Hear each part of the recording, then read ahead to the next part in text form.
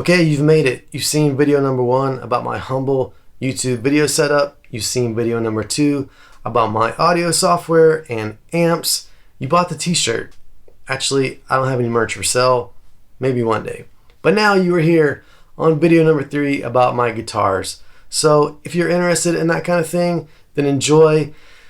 If not, I'm not sure why you're still watching, but I appreciate it anyway. Feel free to subscribe, click the like button, comment below. I enjoy interacting with people in the comment section, and we'll see you in the next video. Okay, on to the guitars. I'm just going to talk briefly about each one of these because I have lots of videos really on all these guitars.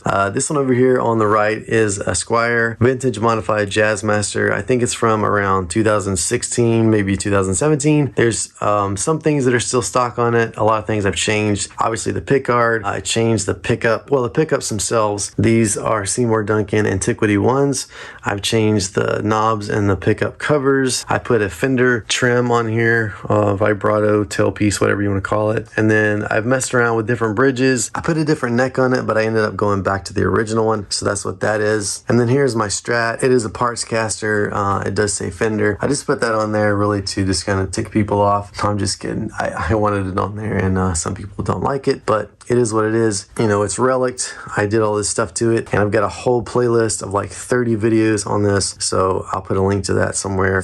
Same with all these. I'll put links and everything to the videos for those. And this is I guess my most recent project, Telecaster, kind of a blackguard thing. It is finished in nitro. It is a Fender Roadworn body. Yeah, so basically I just bought the body as it was without a neck, and then the neck is a Musicraft neck that I finished in nitrocellulose and stained and all that good stuff. I did change the pickups out. Instead of the Tex-Mex pickups that came stock, I changed these out for Keystone pickups. And then I changed the brass saddles to some compensated brass saddles and a steel saddle there on the bass strings. But that's that one. Like I said, I'll put links to more descriptive videos about all these guitars.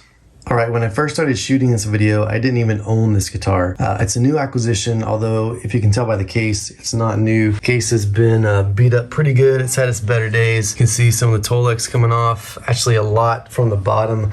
I even had to put some black duct tape on it to hold it together. Needless to say, I got a pretty good deal on it. I paid a little bit more than I probably should have. I just felt bad because the guy who had it was a musician, and because of 2020 and the year that it's been, I felt he was probably maybe not hurting, but had a rough year, so I didn't really bargain a whole lot. It was already a pretty decent price, and you'll see why, but I'll show you what it is. Here we go.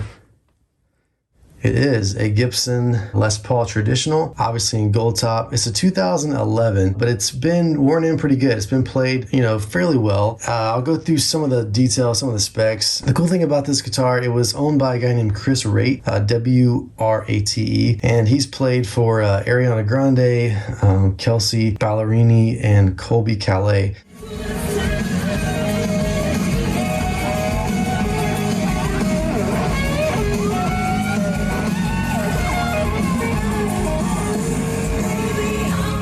So the guitar has been around the world. It's probably been on a lot of the late shows and things like that. So it's pretty cool, got a pretty cool history. So I'll kind of go over it a little bit. It's got its fair share of kind of nicks and dings, as you might be able to see here and there on the body. They're not bad. They're just, like I said, normal wear and tear. I'll try to show you if you can see down there. It's got a little bit of wear, not too bad. That's generally where a lot of these guitars wear.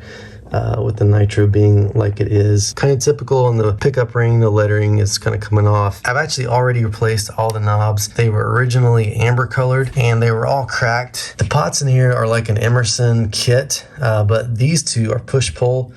Is that right? Yeah, these two are push-pull, and so they're kind of like the stacked. They're kind of bigger pots, and these are like normal CTS. But for whatever reason, the splines and the shaft on these guys was a really tight fit, and so I had to kind of ream these out a little bit to get them to fit on. And the other thing, these are really like easy to turn, which I don't know if I like that or not. I just feel like if I just bump this, it's gonna move. And as a matter of fact, the way this is wired, this is the volume for the bridge pickup. pickup, and then this is the tone for the bridge, and then this is the volume for the neck, volume for the tone, which is kind of weird because normally it's neck volume, neck tone, bridge volume, bridge tone. I kind of like that though because I'm normally on the bridge, and this is probably the easiest one to get to, so you can kind of roll that on and off pretty easily. I don't want to bore you, but if you're listening to this, then you're probably interested in this sort of thing, so I'll continue on with kind of the overall details. The tailpiece has been replaced. It's a lightweight aluminum by Goto. The bridge is an ABR1 with brass saddles. Sometimes, I guess the vintage saddles were brass with nickel plating. I don't think these have nickel plating at all or ever did. They're just straight up brass, which means they're pretty soft. I'm thinking about putting a Bigsby on this, and so we'll see how the brass saddles hold up with the Bigsby, you know, moving the strings through the brass saddles. They might kind of wear out fast, but we'll see. The pickups are burst buckers. I believe it's a burst bucker 3 in the neck and a burst bucker 2 in the bridge. So moving on up here, it's a rosewood fretboard. I just conditioned it so it looks pretty dark and nice and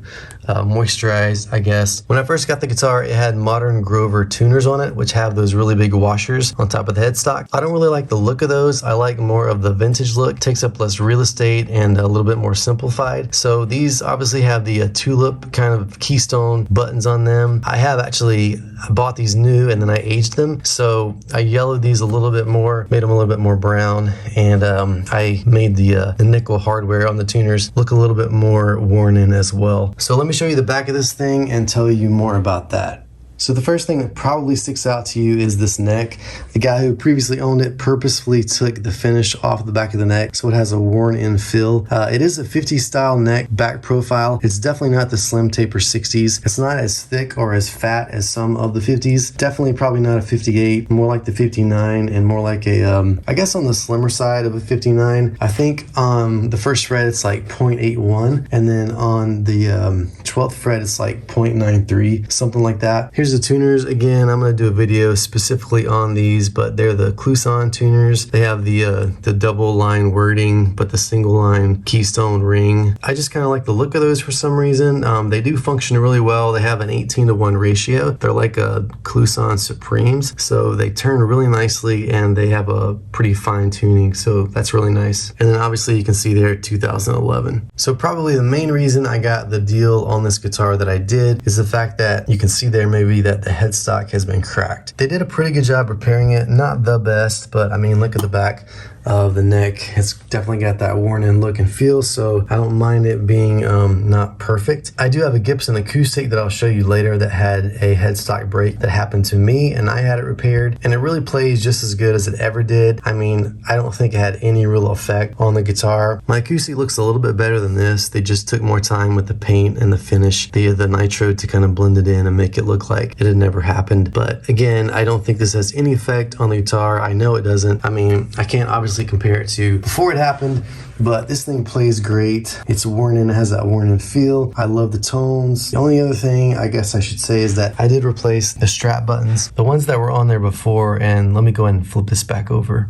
Yeah, so the ones that were on there before were locking strap buttons, so I replaced them with more of a vintage style. They do still have like a black screw in there, if you can see that, which kind of bugs me. For some reason, I think it should be chrome or nickel. Maybe one day I'll find the same screw size and replace it. But that's pretty much it. Like I said, this is my latest acquisition. I used to have a Gibson Les Paul Classic 1960s reissue, but it was stolen, and so I've been looking to replace it for a long time. It's about 10 years now that that's happened, and so I've finally done it. I again have a Gibson Les Paul Goldtop, and there it is. This is the last of the electrics that I'll show you. It's actually not a Gibson Les Paul, even though it says that on the headstock. It is actually an Epiphone Les Paul. So likewise, I have plenty of videos on this guitar, in particular how I changed the headstock from the stock Epiphone one to the Gibson one. This one is from maybe the early 2000s. So it was made, I believe, in Korea before they started making Epiphone in China. So a lot of people say the Korean ones are better than the China ones. I don't know. I did put the Bigsby on there, and I took the paint off the Bigsby recently. Got a video on that, of course. This one has quite a few changes as well. The pickups are from Stuart McDonald. They're the Golden Age humbuckers, sort of like the PAF kind of style pickups. I've changed out all the plastic stuff, the pickguard, the chip, you know, the tips and the knobs, all that kind of stuff. I've changed out the electronics and everything. I do still kind of have this strange buzz from this guitar that for years I can't figure out what it is. So maybe one day I'll take it to a really good shop and see if they can do something with it. It's not unusable. It sounds great, but it's just kind of an annoying thing that I can't figure out. But that's that, and now I'm going to show you a couple acoustics and we'll be done. This is the guitar that probably gets played the most. This is my Gibson Hummingbird Pro guitar. It's from around maybe 2014, 2015. I got it off of eBay, which I was kind of hesitant about, but it turned out great. It sounds awesome, plays well, really no complaints about it. I put a couple of dings in it here and there. This one is from the case where the lid came down on it. That one was sort of related to my kids. And then also related to my kids, the headstock got broken off. But the guitar has been fixed and it's just a guitar, so no big deal, but it continues to play well. Funny thing about this one, I actually just colored this in with a Sharpie. Yeah, I did that, but you know, it blends in really well with the sunburst, the fade, and everything. This is probably the worst light that it's ever in, so a lot of times you can't tell. Well, plus because my arm is usually over it. But I did put the LR Bags pickup in here. It came with an LR Bags, I believe, just under the saddle pickup, but I put the blender in here. It's not the one with the most knobs. It only has like the volume, and then you can kind of tweak the blend between the microphone and the undersaddle pickup, but it does really well. We have an excellent sound crew at my church, so they do a great job, but they always compliment and say how well this guitar sounds plugged in. But I will say it sounds pretty great not plugged in as well. Alright, this is the last one I'll show you. I actually rarely play this guitar. It's more of a novelty than anything. I just kind of like it. It's not a Martin, it is a Sigma Martin. So that means it's made overseas. It was licensed by Martin at one point. They can make these to look kind of exactly like a Martin. The biggest difference is it does have a solid top, I believe, but the back and the sides are not solid. I believe they're laminate. And so it will probably never sound like a true Martin. Actually, what is this thing? So I think in there it says SDR41. You probably can't see it, but it is made in Korea. I can see that in there. And I guess it's supposed to be like a D41. I've always really liked the kind of blingy Martins. I don't know, a lot of people probably don't, but this one has like the abalone binding and the inlays. It does have this kind of weird one here in the first fret. It looks like an eyeball or something. So I don't know, it kind of looks real because otherwise they would all look the same and similar and kind of cookie cutter, but maybe it's real abalone, I don't know. But like I said, I like the kind of blingy Martins. I'd love to have a real one, but I think the real kind of D41 or 45, that kind of series, depending on the appointments on it, could set you back around like $8,000. It's just ridiculous. So this is more, like I said, of a novelty than anything. It sounds pretty good, but it's never going to sound like the real thing. Okay, that pretty much wraps it up. If you stayed with me this long, thanks for hanging in there. Otherwise, if you liked the video, give it a thumbs up, like, comment, subscribe, do all that fun stuff, and we'll see you in the next video. Thanks for watching. I don't have it figured out, but I take